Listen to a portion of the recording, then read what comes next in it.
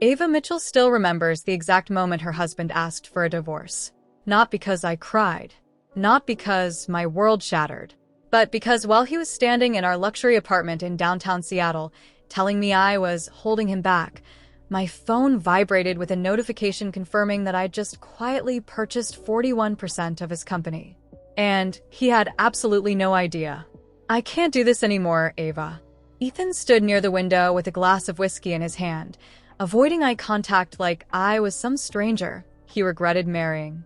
Rain pressed softly against the giant windows behind him, the Seattle skyline glowing silver in the night. For 5 years, I had loved that man with everything I had. 5 years. I supported him when his startup was nothing more than a cheap logo and a dream scribbled on napkins inside tiny coffee shops. I stayed beside him when investors laughed at him. I stayed when creditors called him nonstop. I stayed when he sold his watch just to pay rent. Back then, Ethan used to hold my face and whisper, "One day, I'll make you proud." Funny how success changes people. Now he wore Italian suits, drove a black Aston Martin, and acted like the woman who stood beside him during the worst years was suddenly beneath him. "I've changed," he finally said. "No," I replied quietly. "You just stopped pretending." His jaw tightened. That hit a nerve. "I'm serious, Ava. We don't fit anymore." I stared at him calmly, though my chest felt heavy enough to crush me alive. The crazy part? A small part of me already knew this conversation was coming. The late-night meetings, the hidden phone screen, the sudden obsession with image and status, the way he started introducing me less and less at corporate events. At one party in Bellevue, one of his business partners actually thought I was the catering manager. Ethan didn't correct him. That was the night something inside me quietly died. "I met someone," Ethan admitted. There it was. The truth. Or at least part of it. I nodded once, like hearing it hurt less when you expected it. "Who is she?" He hesitated just long enough to confirm everything. "Her name is Vanessa." Of course it was. Women like Vanessa always had names that sounded expensive. "She understands the world I'm entering now," he continued carefully. "The business world, the social scene, the expectations." I almost laughed, because the irony was unbelievable. Vanessa understood wealth? I was born into it. But Ethan never knew that. Not really.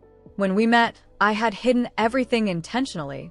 No family name, no trust fund, no private investments, no headlines. I wanted someone to love me for me, not for the empire my father built in Manhattan.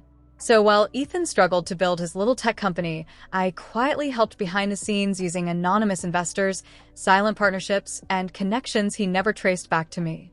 Every opportunity he thought he earned alone had my fingerprints all over it. And now he stood there believing he had outgrown me. "You're quiet," he said cautiously. I folded my hands together. "What exactly do you want, Ethan?" "I want this divorce to stay clean." Clean. Interesting word. "You can keep the apartment in Seattle," he continued. "I'll make sure you're comfortable financially."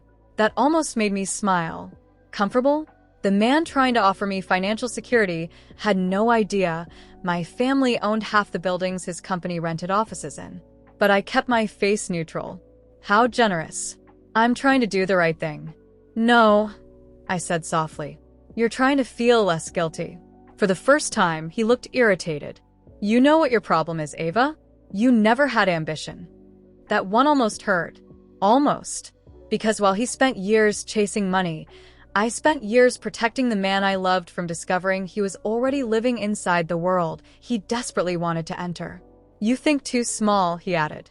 I looked directly into his eyes. "And you think money makes you important." Silence. Heavy silence. The rain outside intensified. Then his phone buzzed. He looked down instantly. "Vanessa." I didn't need to see the screen to know. His expression softened in a way it no longer softened for me. And somehow that hurt more than the affair itself. "You should answer it," I whispered. "Ava." "It's okay." He walked toward the hallway. And the second he disappeared, I finally let myself breathe. Not cry, just breathe. Then my own phone lit up on the table. A message from my attorney. The acquisition is complete, Ms. Mitchell.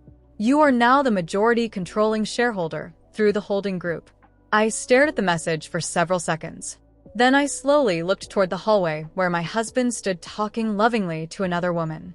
A strange calm settled over me, because at that exact moment, Ethan still believed he was the powerful one in this marriage, and that was about to become the biggest mistake of his life. But before I tell you what happened next, I need to ask you something. If the person you loved suddenly treated you like you were beneath them after becoming successful, would you walk away quietly, or would you make them regret underestimating you? Comment your answer below, because trust me, what I did next shocked everyone in Seattle. The next morning, Ethan acted like nothing had happened. That was the first thing that truly disgusted me. He walked into our kitchen wearing a charcoal gray suit, scrolling through emails on his phone while our coffee machine hummed softly beside him. Outside, Seattle looked cold and gray, covered in the kind of rain people romanticize until they actually have to live through it. Meanwhile, my marriage had quietly collapsed overnight, and he was asking if we needed more almond milk. I stood near the marble counter watching him move around the kitchen like we were still normal. Like he hadn't destroyed 5 years of our lives. "You're quiet today," he said casually. I almost laughed. Quiet? What exactly was I supposed to say? "Good morning. Thanks for cheating on me?"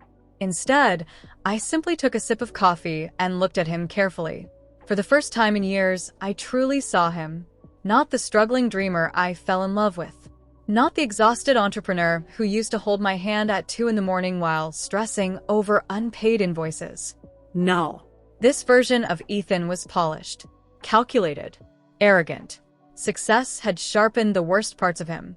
"I spoke to my lawyer," he said finally. Of course he did. "I'd like us to finalize everything quickly." I nodded slowly. "You seem eager." "I just don't want things getting messy." Messy. There was that word again. The funny thing about rich people is they always call betrayal complicated and consequences messy.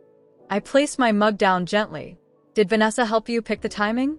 His expression hardened instantly. "This isn't about her." That answer told me everything. I leaned against the counter. "Then tell me something honestly, Ethan." He sighed impatiently. "What? If your company had failed, would you still be leaving me?" Silence. Just silence. And silence is sometimes the loudest answer a person can give. He grabbed his car keys. "I have a board meeting." I watched him carefully. Board meeting. Another ironic phrase. Especially considering I technically owned more of the company than anyone else in that boardroom now. Including him. "You should wear the blue tie," I said softly. He looked confused. "What?" "For the meeting," I continued calmly. "Investors trust blue more." His eyebrows pulled together slightly. For a second, he looked unsettled, because I had never spoken like that before. Never commented on investor psychology. Never sounded like someone who understood corporate strategy. I immediately watched him dismiss the thought from his mind. That was Ethan's problem. He only saw what he expected to see. And he expected me to be small. "I'll send the divorce papers tonight," he said before leaving. Then the apartment door closed behind him, and the second it did, my phone rang. "Good morning, Ms. Mitchell," my attorney Daniel said smoothly. "The board meeting starts in 40 minutes. Will you attend virtually or in person?" I walked toward the massive windows overlooking downtown Seattle. Below me, tiny people rushed through the rain carrying umbrellas and coffee cups, completely unaware that someone's empire was about to crack from the inside. "In person," I replied. There was a brief pause. "I assume Mr. Carter still doesn't know?" "No," I said quietly. "And I'd like to keep it that way for a little longer." Daniel chuckled softly. This might be the most expensive surprise in Seattle corporate history. Maybe. But money wasn't the point anymore. Pain was. Not revenge through screaming or destruction. No. I wanted Ethan to experience the exact feeling he gave me last night. The feeling of suddenly realizing the person standing in front of you was never who you thought they were. 2 hours later, I stepped into Carter Technologies headquarters for the first time in my life. At least publicly. The lobby was all glass, steel, and ego. Giant digital screens displayed the company logo while employees rushed through the building carrying tablets and laptops.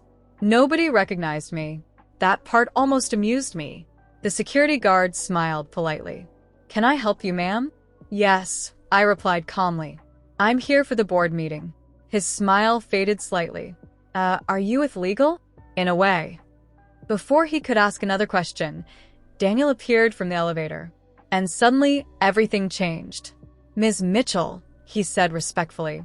The security guard's face went pale. Daniel turned toward him calmly. "She's expected." I watched the confusion spread through the lobby as employees glanced toward me. Most of them had no idea who I was. But the older executives? They knew the Mitchell name. And once they started whispering, the atmosphere shifted immediately. Daniel leaned closer as we entered the private elevator. "Ethan arrived 20 minutes ago," he informed me. "He seems confident." I smiled faintly. "Good." The elevator doors opened directly into the executive floor.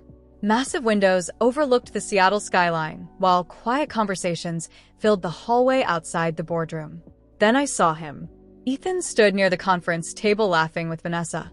She was exactly what I expected. Beautiful. Perfect makeup. Designer dress. The kind of woman who looked like she practiced facial expressions in mirrors. She touched Ethan's arm possessively, while several executives spoke around them. Then Ethan looked up and saw me. Confusion immediately crossed his face. Then annoyance. He walked toward me quickly. "Ava," he hissed under his breath. "What are you doing here?" Before I could answer, Daniel stepped forward. "Mr. Carter," he said professionally, "the board is ready." Ethan looked between us. His expression changed slightly. "What's going on?" Daniel opened the boardroom doors, and every conversation inside immediately stopped. 12 executives turned toward me. Then one by one, they stood up. Ethan froze. Vanessa's confident smile disappeared instantly. And then Daniel calmly said the words that changed everything. "Ladies and gentlemen, allow me to formally introduce Ms. Ava Mitchell, majority shareholder of Carter Technologies." The silence that followed felt almost unreal. Ethan stared at me like he had stopped understanding the English language.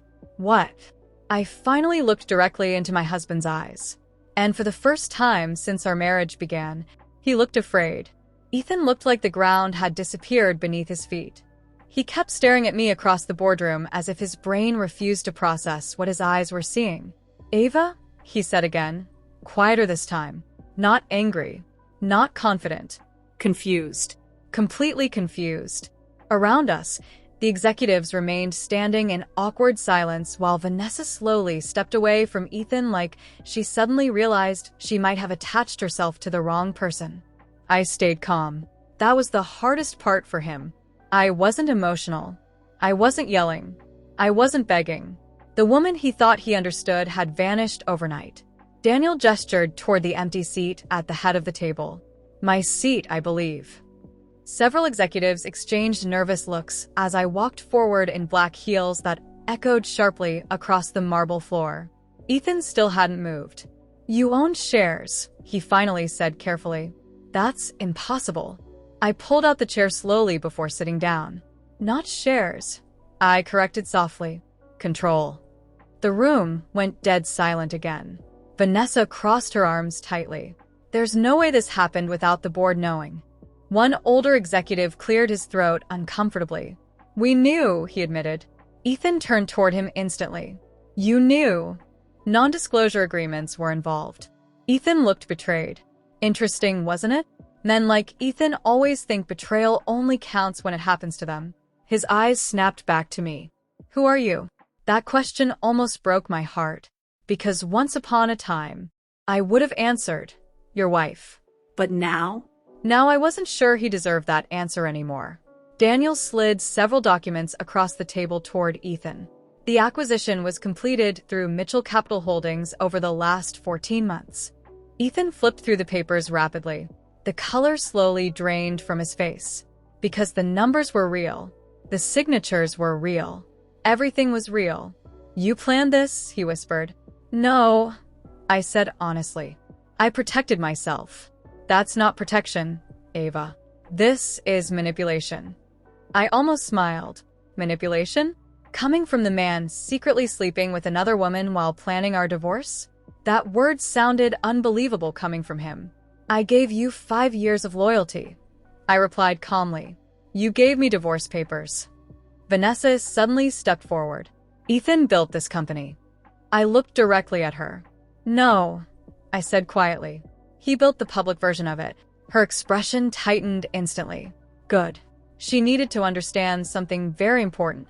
People who inherit luxury often mistake themselves for intelligence. You think investors just magically appeared? I continued. You think banks suddenly trusted a 27-year-old founder with no collateral? Ethan's breathing became uneven, because deep down, he already knew there had been too many lucky breaks, too many impossible opportunities, too many moments where disaster somehow disappeared overnight. And now every memory was rearranging itself inside his mind. I supported you, I said softly, even when you never noticed. For a second, guilt flashed across his face. Real guilt, the kind that arrives too late to fix anything. The board meeting officially began, but Ethan barely spoke through most of it. He looked destroyed. Meanwhile, Vanessa looked terrified, especially after learning the Mitchell family wasn't just wealthy. We were powerful, old money powerful, the kind of wealth that didn't need social media validation, the kind that quietly owned banks, hotels, buildings, investment groups, and politicians' respect. And suddenly, her billionaire boyfriend wasn't the most important person in the room anymore. I listened calmly while executives discussed expansion plans, quarterly projections, and investor relations. Every so often, I caught Ethan staring at me, not with love. Not even with anger anymore, with realization, as if he was replaying our entire marriage searching for clues he somehow missed. You never told me, he said quietly once the meeting ended. The room slowly emptied until only the three of us remained. Me, Ethan, and Vanessa. I never lied, I replied. You just never asked the right questions. Vanessa grabbed her purse. I'll wait outside. Smart decision. The second she left, Ethan ran both hands through his hair and sat down heavily. This whole time, he muttered, you were rich. I hated how small that question sounded, because after everything between us, money was still the only thing his mind focused on. I was your wife, I answered. That should have mattered more. His eyes lifted toward mine, and for the first time in months, I saw regret, real regret. Not because he lost me, because he realized what he traded me for. I loved you, he said quietly. I believed him. That was the tragic part. At some point, he truly did. But ambition poisoned him slowly until love became secondary to status. And I loved you enough to live without my name, my money, and my family's influence, I replied. Do you understand how rare that is?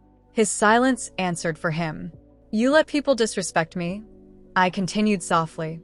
You let your friends think I was ordinary because deep down you liked feeling superior. That's not true. It is. He looked away immediately. Another answer.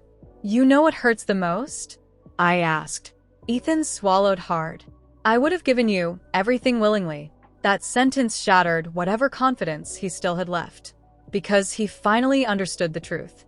He didn't lose access to wealth because he married the wrong woman. He lost it because he betrayed the right one. My phone buzzed on the table. A message from my assistant. Your father saw the news about the board meeting. He wants to meet Ethan tonight. My stomach tightened slightly. That complicated things. Very few people intimidated powerful businessmen. But my father? Richard Mitchell destroyed billionaires for sport. And Ethan had just broken his daughter's heart. I stood up slowly and grabbed my coat. Ethan noticed my expression immediately. What happened? I looked at him for several seconds before answering, then quietly said the one sentence that made fear return to his face instantly. My father knows about the divorce. The drive to my father's hotel felt longer than it actually was. Seattle's streets blurred beneath the rain while Ethan sat silently beside me in the back of the car, staring out the window like a man heading toward his own sentencing. Neither of us spoke much. What exactly was left to say? The truth had already destroyed everything. My father was staying at the private penthouse suite inside Four Seasons Hotel Seattle, a place powerful people used when they wanted luxury without attention. As our car pulled under the covered entrance, Ethan finally spoke. "You told him everything?" I looked straight ahead. I didn't have to. That made him uneasy, because men like Ethan feared powerful silence more than screaming. Inside the hotel lobby, employees immediately straightened the second they recognized me. Not because of fame, because the Mitchell family quietly owned part of the property investment group behind the building. Money talks loudly in private rooms. A woman in a navy suit approached us respectfully. "Ms. Mitchell, your father is waiting upstairs." Ethan adjusted his tie unconsciously. That tiny movement almost made me sad. He used to walk into rooms confidently. Now he looked like someone trying not to drown. The elevator ride to the penthouse felt painfully quiet. When the doors finally opened, 2 private security guards stepped aside instantly. And then we entered. My father stood near the massive windows overlooking Elliott Bay, hands behind his back, wearing a dark gray suit that probably cost more than most people's cars. Richard Mitchell had the kind of presence that silenced rooms without effort. Silver hair, calm eyes, controlled voice. The type of billionaire who never needed to raise his tone because everyone already listened. He slowly turned around when we entered. His eyes landed on Ethan first. Not angry, not emotional, just coldly observant. That was worse. "Ethan," my father said calmly. "Mr. Mitchell." The tension in the room became unbearable instantly. I had seen senators nervous around my father. CEOs too. Now, my husband looked exactly the same way. My father walked toward us slowly. I finally get to meet the man willing to throw away my daughter. Straight to the point. Classic Richard Mitchell. Ethan swallowed carefully. "Sir, I know how this looks." "How it looks," my father interrupted softly. That soft tone was dangerous. "It looks like my daughter sacrificed her identity to love a man honestly, and that man rewarded her with humiliation." Ethan opened his mouth, but nothing came out, because there was no defense. Not a believable one. My father turned toward me briefly. "Did he know who you were when he filed for divorce?" "No." A faint smile crossed my father's face. Not happiness. Disappointment. Incredible. Then he walked toward the bar area and poured himself a glass of whiskey. He didn't offer Ethan one. "Another message. You know," my father continued calmly, "when Ava told me she wanted to hide her identity years ago, I warned her this would happen." I crossed my arms quietly. "Dad." "No," he said gently. "He deserves honesty tonight." Ethan looked at me carefully. "You defended me to him?" "Always. Even when I shouldn't have." My father took a slow sip before continuing. "She fought for you constantly. Every time someone questioned your background, your business experience, your connections, she defended you." Ethan's face tightened painfully, because he never knew. He never saw the private battles I fought for him, behind closed doors. "She believed you loved her for who she was," my father added quietly. "That mattered to her more than anything." Silence filled the penthouse. Heavy silence. Then Ethan finally looked at me. Not at my clothes. Not at my status. Me. And for the first time since this nightmare began, he truly looked ashamed. "I did love her," he said quietly. My father's expression never changed. Not enough. That sentence hit harder than yelling ever could. Ethan lowered his eyes. And suddenly I remembered something painful. The old Ethan would have hated this version of himself. The younger man who used to split cheap tacos with me at midnight and dream about building a future together would have been disgusted by what he became. Success didn't create monsters. It revealed them. "You embarrassed her publicly," my father continued. "You let people believe she was beneath you." "I know," Ethan admitted. "No," my father corrected calmly. "You know now." Another painful silence followed. Then my father placed his whiskey glass down. "The divorce will proceed smoothly," he said professionally. "You'll receive exactly what the prenuptial agreement allows." Ethan blinked slowly. Prenuptial agreement? I closed my eyes briefly. Right. He never even properly read it. Back when we got married, Ethan trusted me completely. Ironically, That trust disappeared long before the marriage did. It was written through one of our legal subsidiaries, my father explained. You signed it 6 years ago. Ethan looked stunned again. You protected everything before we even got married? He asked me quietly. I shook my head. No. My father did. Richard Mitchell didn't believe in fairy tales, especially for his only daughter. Ethan slowly sat down on the couch like his legs had finally given up. And honestly, watching him collapse emotionally should have satisfied me, but it didn't. That was the problem with heartbreak. Even revenge feels emptier than you imagine. Then Ethan asked the one question I never expected. Was any of it real? My chest tightened immediately, because unlike him, I never stopped loving completely. Yes, I answered softly. Every second of it. His eyes closed briefly after hearing that, like it hurt more than everything else combined. And maybe it did, because realizing someone loved you genuinely after you destroyed them, that kind of regret lasts forever. Then suddenly my father's assistant entered the penthouse looking tense. Mr. Mitchell, she said carefully, there's an issue. My father frowned slightly. What kind of issue? She hesitated, then looked directly at me. Someone leaked photos of Mr. Carter and Vanessa to the media. Ethan's face lost all color instantly, but the assistant wasn't finished. And unfortunately, she added carefully, the headlines are connecting the affair to Carter Technologies' stock activity. My father's expression turned dangerously calm.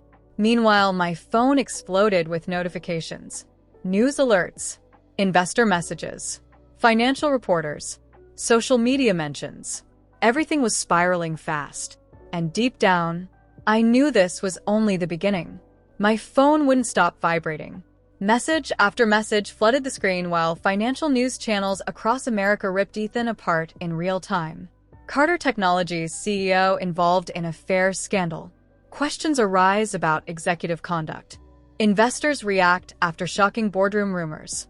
Inside the penthouse suite at Four Seasons Hotel Seattle, the atmosphere turned ice cold. Ethan sat motionless on the couch, staring at the headlines like he was watching his own life collapse from outside his body. Vanessa was calling him repeatedly. He ignored every call. For the first time since I met him, he looked powerless. Not poor, not weak. Powerless. And there's a difference. My father calmly picked up his phone and walked toward the windows while speaking quietly to someone from legal. He wasn't panicking. Men like Richard Mitchell didn't panic. They adapted. But Ethan? Ethan was drowning. This wasn't supposed to happen, he whispered. I looked at him carefully. What exactly did you think would happen? He rubbed both hands over his face. I thought, he stopped himself. You thought you'd leave your ordinary wife for a better life. I finished softly. His silence confirmed it. And somehow hearing the truth out loud hurt less now. Maybe because heartbreak eventually reaches a point where exhaustion replaces pain. The television mounted across the penthouse suddenly displayed a financial analyst discussing Carter Technologies live. Investors are especially concerned after reports that new majority shareholder Ava Mitchell may be restructuring executive leadership. Ethan slowly lifted his eyes toward me. You're removing me. It wasn't a question. I stayed quiet for several seconds. Because once upon a time, the idea of hurting him would have destroyed me. Now I simply felt tired. You removed yourself the moment you forgot who stood beside you when you had nothing. That answer crushed whatever hope remained inside him. My father ended his call and turned back toward us. The board wants an emergency meeting tomorrow morning. Of course they did. Stocks were falling. Media pressure was growing. And suddenly the genius CEO image Ethan built so carefully was cracking apart. Will they fire me? He asked quietly. My father answered honestly. If Ava wants them to. The room fell silent again. Ethan looked toward me slowly. And for the first time since all of this began, there was no arrogance left in his eyes. No ego. No pride. Just regret. Pure regret. I made a mistake, he admitted quietly. That sentence would have healed me weeks ago. Now it arrived too late. Not a mistake, I corrected softly. A choice. Because cheating is never an accident. Disrespect is never accidental.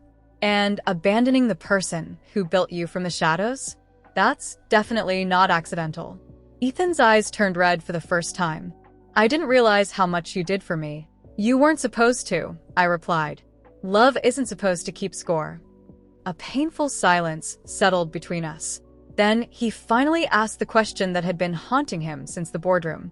Why did you hide who you were?